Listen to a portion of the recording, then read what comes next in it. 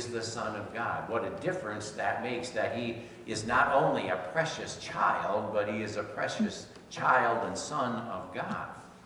And what kind of responsibility that lays on the parent to care for that child. It's interesting that in the promise that is made to Mary as she agrees to do this, to accept this mission of being the mother of Jesus, it says of her that she will forever be called blessed. She will forever be called blessed. And we do to this day say, blessed is Mary for having accepted and been obedient to this asking of her to be the mother of Jesus Christ. Not unlike that, we arrive today at this privilege to call our mothers blessed. We recognize that not all mothers are perfect. Some mothers are more difficult than others, but they gave you life and gave you birth, and for that we are glad. We're glad you're here. And I thank God many times for my mother. She had some particular characteristics that were difficult and challenging for the family. And even to this day, my sisters, I have no brothers, I have 3 sisters, but we laugh sometimes at some of the things my mother did or mother said. But to a person, we loved her and respected her. Have you ever gone online to see what it says about you? I see some nods, yes. I had it was not just sort of, it was a rather startling effect. Yesterday, my granddaughters were at the home, and Madison, our oldest granddaughter, looked it up online, looked up Wade Sheridan Ponzi. And then she had the audacity to show me.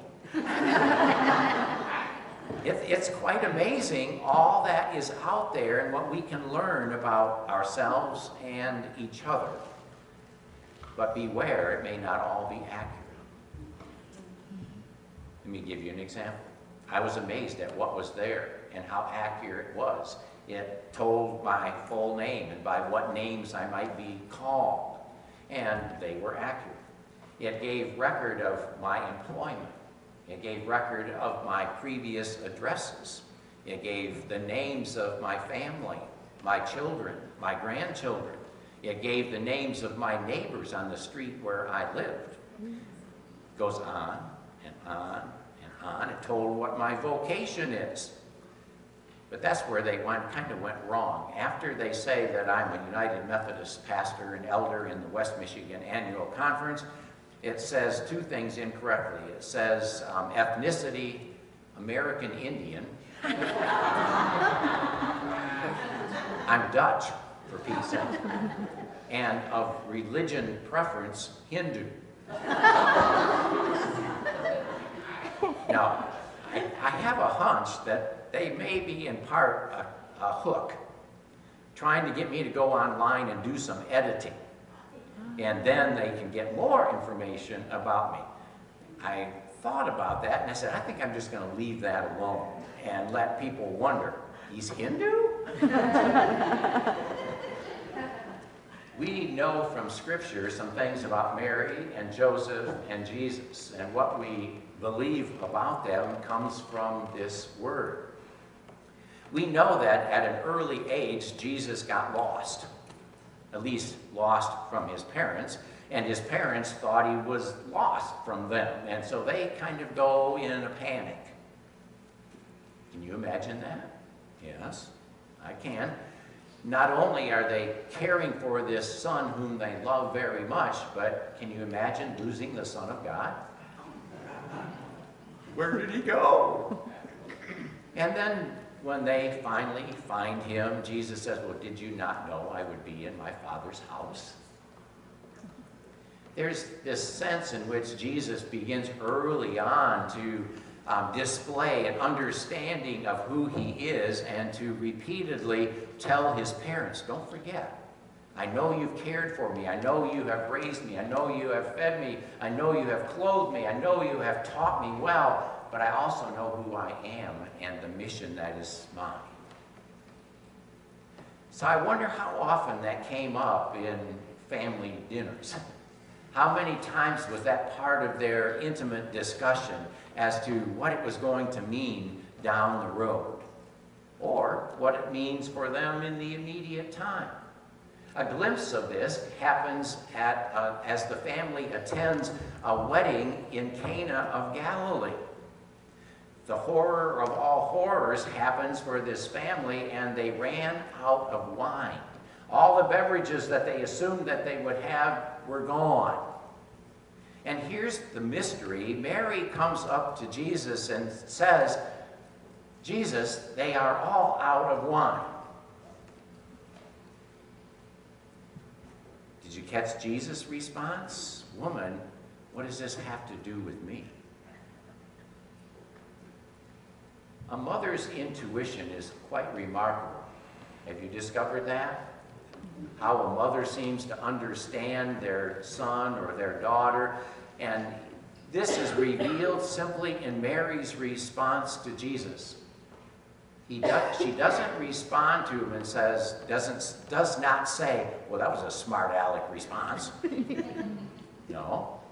She simply walks away and approaches the servants and says, "Do whatever he tells you to do." So now it comes back to Jesus. What is he going to do?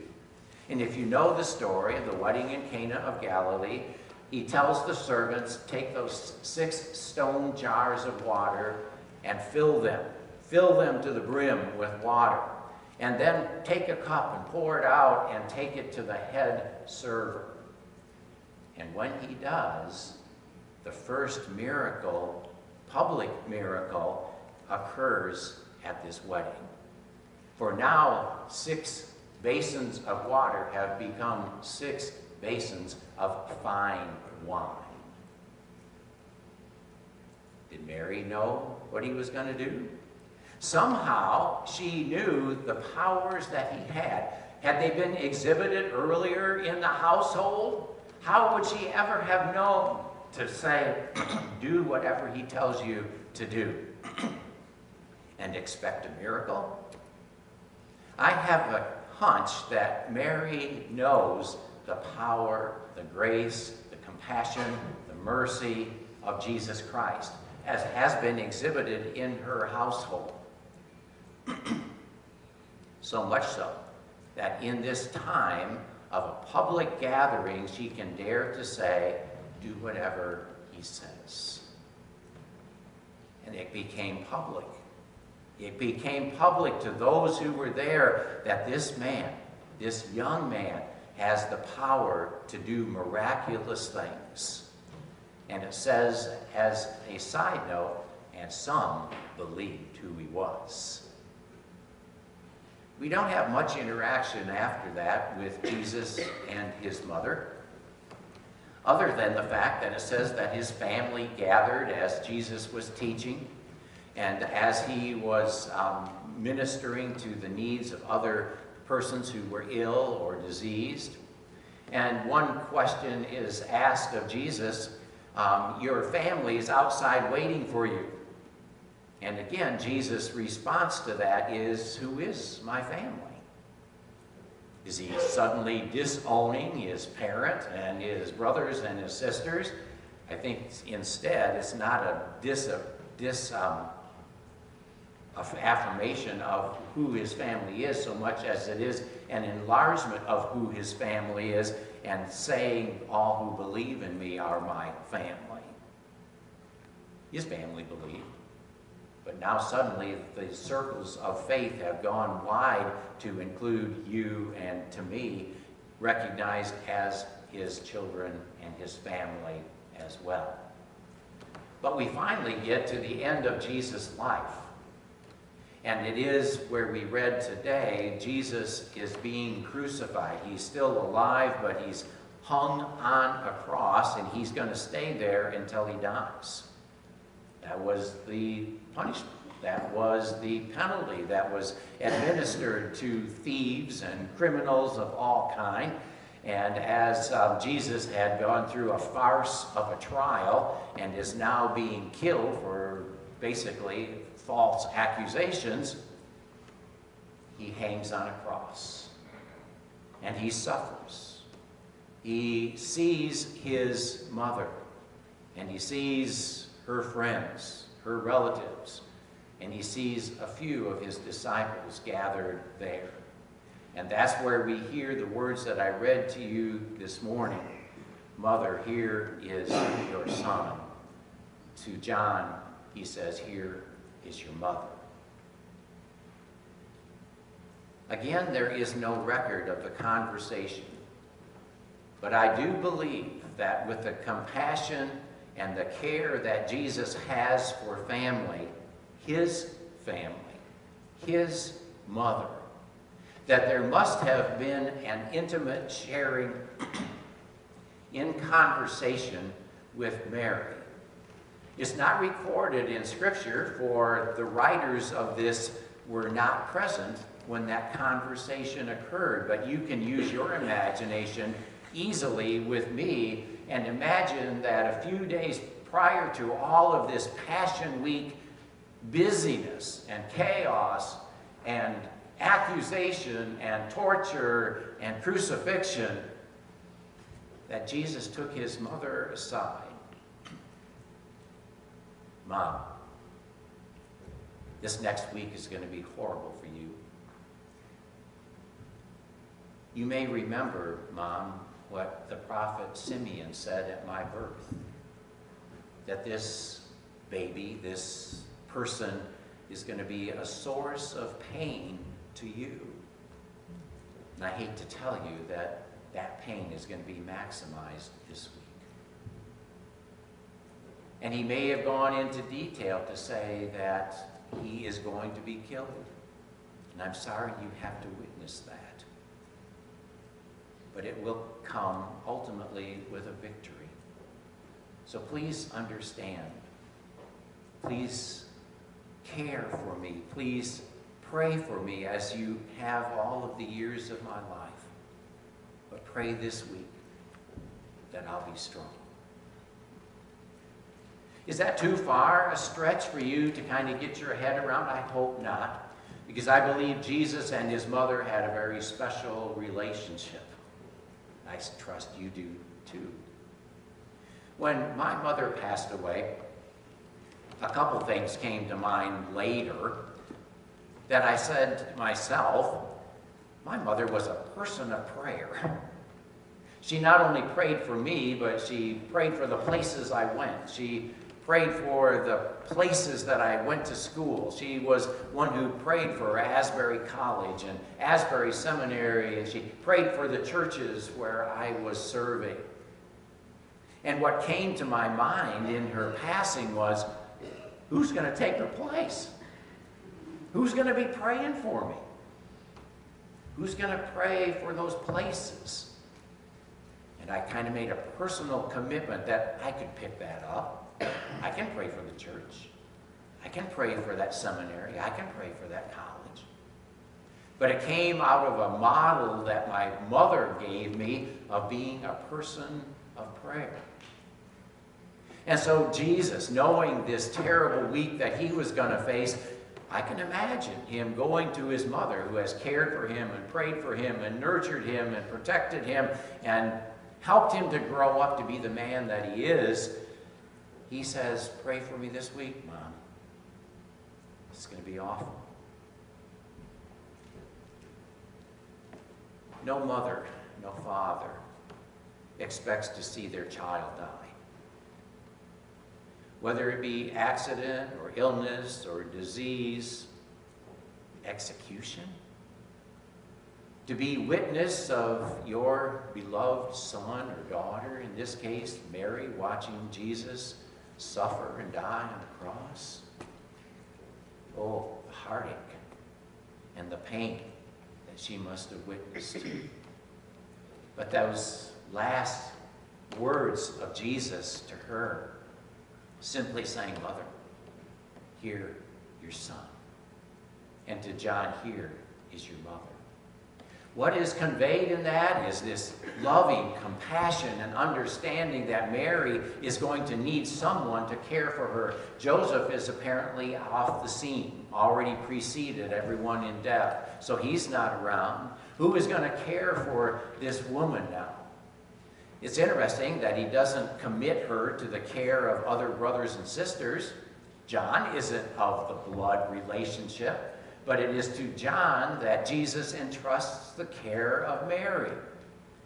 Does he know that John is going to be the one to live to be an elderly man?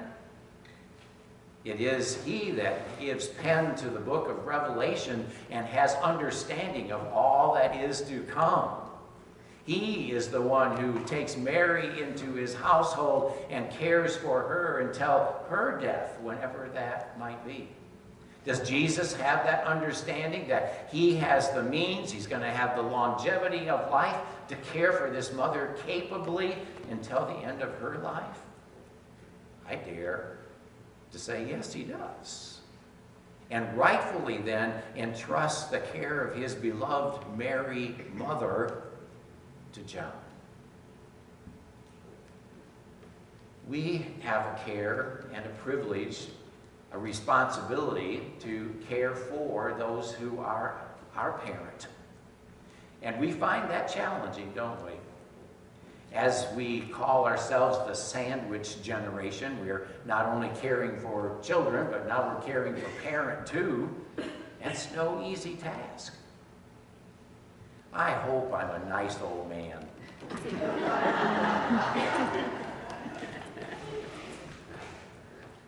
I want to be kind to my kids. I want them to care for me, and they've already promised that gracefully, and I say, be careful what you promise there, kids. It may not be an easy thing. But God, I hope I'm nice when I'm old.